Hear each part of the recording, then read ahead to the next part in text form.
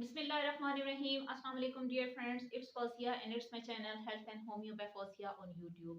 आज मैं आप लोगों के साथ एक ऐसा टॉपिक डिस्कस करूंगी जिसका नाम है टेनाइटस। और टेनाइटस होता क्या है, ये वर्ड किस किस्म की सिचुएशन के लिए बोला जाता है। whenever you are feeling or you are hearing some ringing sounds or in one ear or in both of your ears, तो हम कह सकते हैं कि ये एक टेनाइटिस की सिचुएशन है, यानी कि कानों में घंटियां बजने की सी आवाजें आना, या बजिंग साउंड्स आना या हिसिंग साउंड्स आना। लेकिन इसकी रीजन कोई भी सोर्स नहीं होता है। किसी किस्म की भी एक ऐसी डिवाइस या कोई सा भी एक ऐसा सोर्स जिससे आवाज क्रिएट हो रही होती है, वो आपके आसपास कहीं पे भी मौजूद नहीं होता है। बल्कि ये आपके अपने अंदर का एक प्रॉब्लम होता है। आपके अपने एक खुद से आपको ये साउंड्स जो हैं वो सुनाई दे रही होती हैं। और ये प्रॉब्लम जो होता है ये आपके एक कान में हो सकता है या दोनों कानों में भी ये प्रॉब्लम आपको फील हो सकती है। हो सकता है आपको अपने राइट ईयर में ये बजिंग साउंड्स आ रही हो, रिंगिंग साउंड्स आ रही हो, और ये भी हो सकता है कि आपको अपने लेफ्ट कान से ये प्रॉब्लम जो है वो फील हो रही हो। हमारे आसपास बहुत से लोगों में ये प्रॉब्लम महसूस किया जा रहा होता है। बहुत से लोग इस चीज़ की शिकायत कर रहे होते हैं कि हमें अपने एक कान में या फिर दोनों कानों में उनको जो है वो बजिंग साउंड्स आ रही होती हैं, रिंगिंग साउंड्स फील हो रही होती हैं। और हमारे यहाँ 15% से लेकर 20% लोग जो हैं वो इससे मुतासिर हो रहे होते हैं। जैसे जैसे एज बढ़ रही होती है ओल्डर पर्सन में age compare to the young and the children, ये प्रॉब्लम ज़्यादा देखने में सामने आता है। हम कह सकते हैं कि इस किस्म की इन नॉइज़ेस को हम फैंटम नॉइज़ेस भी कह सकते हैं। और इसमें जिस किस्म की आवाज़ें एक इंसान महसूस कर रहा होता है, उसमें बजिंग साउंड्स भी होती हैं, रोरिंग साउंड्स होती हैं, क्लिकिंग भी महसूस हो रही होती है उनको, हिसिंग साउंड्स उनको आ रही होती हैं। समटाइम्स जो है नेचर ऑफ द साउंड जो है ये डिपेंड कर रही होती है कि किस किस्म की प्रॉब्लम जो है वो आप फेस कर रही हैं।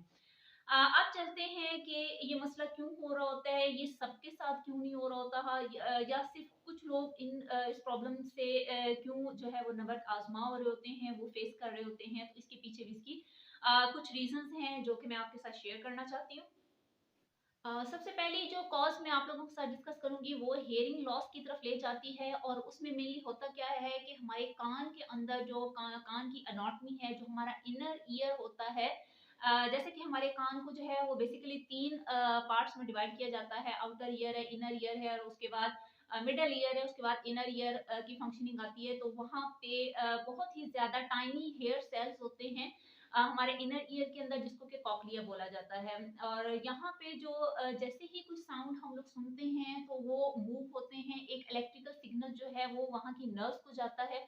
और फिर वो इस मैसेज को, इस साउंड को जो है वो हमारे ब्रेन तक लेकर जाते हैं। अगर तो इस किस्म की कोई प्रॉब्लम जो है वहाँ पे क्रिएट हो गई है, तो आहिस्ता आहिस्ता जो है वो हियरिंग लॉस की तरफ भी वो पेशेंट चला जाता है। और इस तरह की आवाज़ें ऐसे लोगों को भी सुनने में आ रही होती हैं, उनको भी बजिंग साउंड्स या इस किस्म की मुख्तलिफ आवाज़ें जो हैं वो महसूस होना शुरू हो जाती हैं। एक और रीज़न जो कि देखने में आई है वो ये है कि हमारे कान में जो एक ट्यूब होती है, एक नाली होती है जिसको कि ईयर कैनाल भी कह सकते हैं। अगर उसमें किसी किस्म की कोई इन्फेक्शन हो गई है, और उसमें किसी किस्म की कोई ब्लॉकेज आ गई है, वो इंटरनल भी हो सकती है, जैसे कि ईयर वैक्स बन जाती है। वहाँ पे समटाइम्स किसी किस्म की कोई एक्सटर्नल ऑब्जेक्ट अगर कान में चला गया है, तो उसकी वजह से इन्फेक्शन हो जाने की वजह से भी कान में रिंगिंग साउंड्स हो सकती हैं, और इस तरह से टिनाइटिस का प्रॉब्लम वहाँ पे भी पैदा हो सकता है। तीसरी जो एक बहुत ही इम्पोर्टेंट रीज़न है, जो कि किसी किस्म की भी अगर आपके हेड को इंजरी आई है, किसी किस्म की एक्सीडेंटल प्रॉब्लम से अगर आप गुजरे हैं, और इस दौरान अगर आपके हेड पे कोई चोट आ गई है या आपकी नेक जो है वो इफेक्ट हुई है, तो इसके नतीजे में भी इस तरह से हो सकता है कि आपके किसी एक कान में टेनाइटिस का प्रॉब्लम आ सकता है। इंटरनली वो डैमेज हो सकती है, कोई नर्व डैमेज हो सकती है, जिसकी वजह से इस किस्म के मसले का सामना करना पड़ सकता है।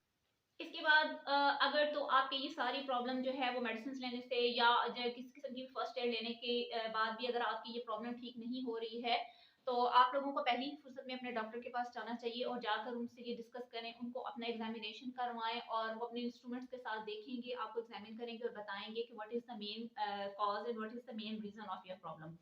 तो इसमें बेसिकली सबसे ज़्यादा आपको देखना होगा कि अगर आपको आपके अपर रेस्पिरेटरी ट्रैक्ट की कोई इन्फेक्शन चल रही है, जैसा कि ठंड लग जाने में ऐसा होता है, फ्लू में, इन्फ्लुएंजा के केसेस में इस तरह से हो जाता है। तो उसमें जैसे कि कान नाक जो है वो इन्वॉल्व होता है, हमारा थ्रॉट इन्वॉल्व होता है, इनके ईएनटी के प्रॉब्लम्स सामने आ सकते हैं इसमें किसी किस्म की इन्फेक्शन की वजह से। आपको भी टेनाइटिस का प्रॉब्लम हो सकता है, तो आपको फ़ौरन डॉक्टर के पास जाना चाहिए। एक और जो दूसरी जो बहुत इम्पोर्टेंट कॉज़ इसकी हो सकती है और सिचुएशन जिसमें कि आपको फ़ौरन डॉक्टर के पास जाना चाहिए, अगर किसी किस्म की भी आप एंग्ज़ायटी का शिकार हैं या आप डिप्रेशन की कंडीशन से गुज़र रहे हैं, तो भी आपको अपने डॉक्टर को फ़ौरन कंसल्ट करना होगा।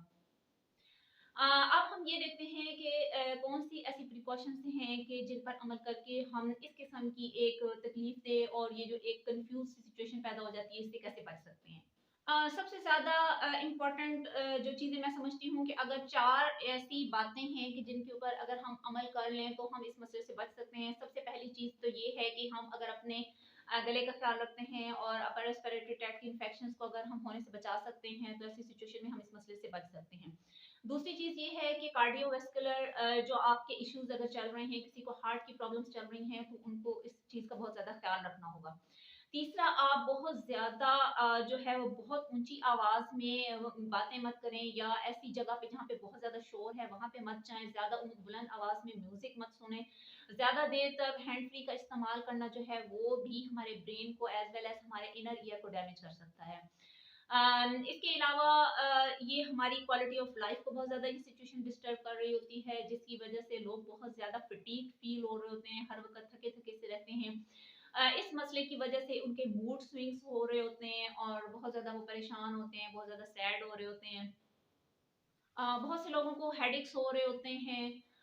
सर दर्द की वजह उनकी यही प्रॉब्लम बन रही होती है, बहुत ज़्यादा इरिटेबिलिटी उनके मिज़ाज में आ चुकी होती है। इसके अलावा लोगों को नींद की इश्यूज़ बहुत ज़्यादा होने लग जाते हैं, उनको स्लीप प्रॉब्लम्स होने लग जाते हैं, वो किसी काम में कंसंट्रेट नहीं कर रहे होते, उनको इसमें बहुत ज़्यादा प्रॉब्लम हो रही होती है, किसी बात को समझने में और लिखने में उनको प्रॉब्लम सामने आ रहे होते हैं। तो ये वो तमाम चीज़ें हैं कि जिनकी वजह से क्वालिटी ऑफ लाइफ जो है वो डिस्टर्ब हो रही होती है। तो अगर हम थोड़ी-सी एहतियातें जो कि मैंने बताई हैं, अगर उन पर अमल कर लें, तो इस मसले से बचा जा सकता है। रीज़न्स मैंने ऑलरेडी बता दी थी, उसमें मैं मेडिकेशंस के बारे में बताना भूल गई थी कि बहुत से लोग जो हैं वो ऐसी मेडिसिन्स ले रहे होते हैं कि जिनके साइड इफ़ेक्ट्स के तौर पे ये चीज़ सामने आ रही होती है कि कुछ एंटीबायोटिक्स ऐसे इस्तेमाल हो रहे होते हैं, तो उसके नतीजे में भी ये मसला सामने आ सकता है कि आपको अपने कान में साई-साई की सी आवाज़ें, ringing sound, buzzing sound, this and that, ये सारा कुछ जो है वो आप महसूस कर सकते हैं। बहुत से लोग ऐसे होते हैं कि अल्लाह रहम करे, जैसे कैंसर की ड्रग्स अगर वो ले रहे होते हैं या इसके अलावा non steroidal anti inflammatory drugs कुछ लोग ले रहे होते हैं। तो इन तमाम मेडिसिन्स के साइड इफ़ेक्ट्स के तौर पे भी ये सिचुएशन पैदा हो सकती है।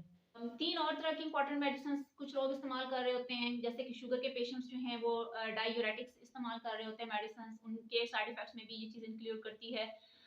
इसके अलावा एंटी डिप्रेसेंट्स लेने वाले लोगों को जो है ये मसला सामने दरपेश हो सकता है। इस तरह से बहुत सी मेडिसिन्स ऐसी हैं कि जैसा कि मैंने ज़िक्र किया, उनके साइड इफ़ेक्ट्स के तौर पे ये प्रॉब्लम जो है वो सामने आ सकती है। तो ये आज की इस वीडियो में मैंने आपको टिनाइटस की रीज़न्स के बारे में बताया है, उनसे किस तरह से हम बच बच सकते हैं, ये मसला किस तरह से हमारी क्वालिटी ऑफ लाइफ को डिस्टर्ब कर रहा होता है या इसकी कॉजेज़ क्या-क्या हो सकती हैं, ये तमाम चीज़ें मैंने इस वीडियो में बताई हैं। मेडिसिन्स में इस वीडियो में इसलिए नहीं बताना चाहती क्योंकि वीडियो बहुत ज़्यादा लंबी हो जाएगी, तो इंशाल्लाह मेडिसिन्स को जो है वो अलग से एक वीडियो में मैं डिस्कस करूँगी और एक नई वीडियो लेकर आपके पास आऊँगी। मैं उम्मीद करती हूँ कि मेरी आज की वीडियो भी आपको पसंद आई होगी। मेरी वीडियो को लाइक कीजिए और शेयर कीजिए और वो तमाम लोग जिन्होंने अभी तक मेरे चैनल को सब्सक्राइब नहीं किया, मेरी मज़ीद वीडियोज़ हासिल करने के लिए काइंडली मेरे चैनल को सब्सक्राइब कर लें। Thank you so much. अल्लाह हाफ़िज़।